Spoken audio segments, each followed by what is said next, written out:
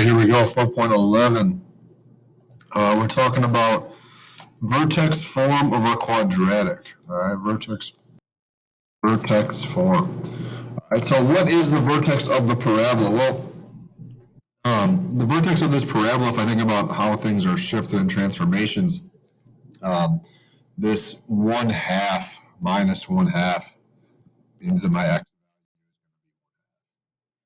plus 5 on the end means that my y value is okay.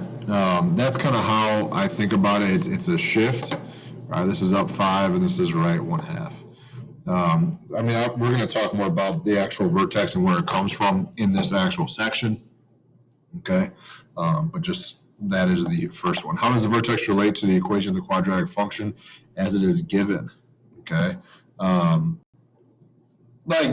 don't know, like how, the book says, the x coordinate of the vertex is the opposite of the number in the squared quantity. The y is the constant. So x term, I think opposite.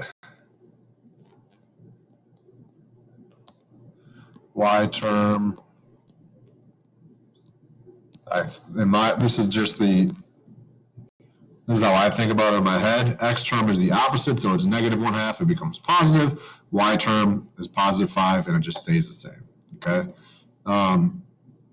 So talking about, what are we talking about today?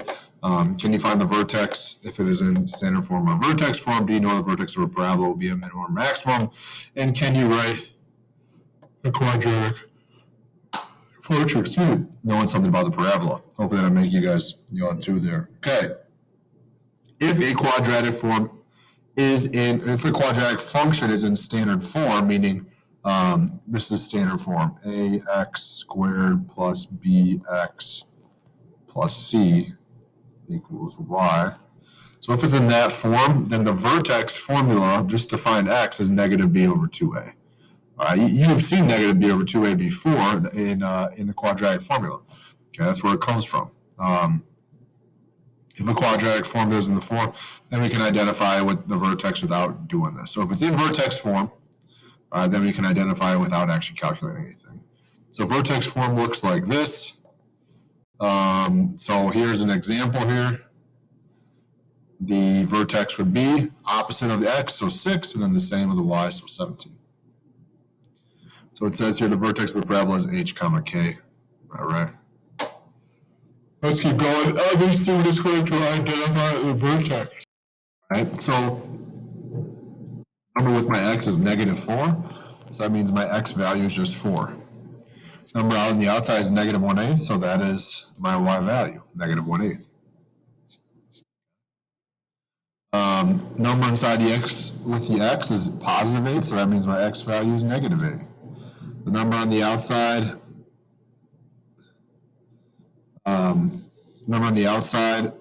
is not there. It's non-existent, so 0. Okay. There's no there's no y value, so I can assume it's 0. All right. Here, 7x squared plus 6. Well, there's no number with the x in parentheses like this one. All right. So that is going to be 0 for my x value, and then my y value is just that 6. Okay. So far, we have seen the importance of the values of h and k in the vertex function. What about the a value, meaning that number attached out front? All right. So in both of these, the vertex is 4, 2. Now, when a is positive, our parabola opens up. When our a value is negative, our parabola opens down. Okay, that's what these are saying. Again, if it's a positive 5, it opens up. It looks like it's getting skinnier. It's positive 1/4, and it looks like it's getting wider. Things to remember. A minimum. Okay, so your vertex is a minimum when our term out front is positive, and a maximum when our term out side is negative. Let's keep going. So the function given gives a height h.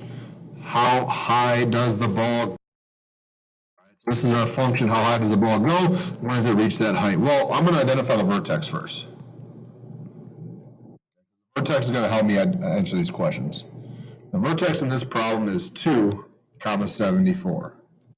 In this problem, okay, t is seconds, h is height, right? So this is t and this is h. How high does the ball go? Okay, well, since our a value is negative here, that means we're going to have an upside down parabola. All right, it's going to be a maximum. So the height would be 74 feet after 2 seconds. And both of those numbers come from the vertex. There's a trick to figure out after you find the vertex, figure out, where to plot your points. So the way the book is showing this is by starting at the vertex, subtracting 1, adding 1, adding 1, adding 1, subtracting and adding 2, but then adding 4 to both of the vertex. Both ways. Now, why is that true? Why are we able to do that? Well, what is the relationship between 2 and 4? Well, I squared 2 to get 4. I squared -2 to get 4. That's where those numbers actually come from. Okay. So if I look at the graphical representation, I'm going over 1, up 1, over 2, up 4. Over 1, up 1, over 2, up 4. Okay. Same idea here. All right. Except I have an a value of 4. So I want to think about this. I'm going to ignore that a value for a second. So I go from 1 to 1, 2 to 4. Well, since there's that a value of 4 in front, I actually multiply by 4. Okay, so I square the 2 and then multiply by whatever's in front. So that tells me how far I can go up. All right. And I think we're going to pick up, let's pick up from here in class.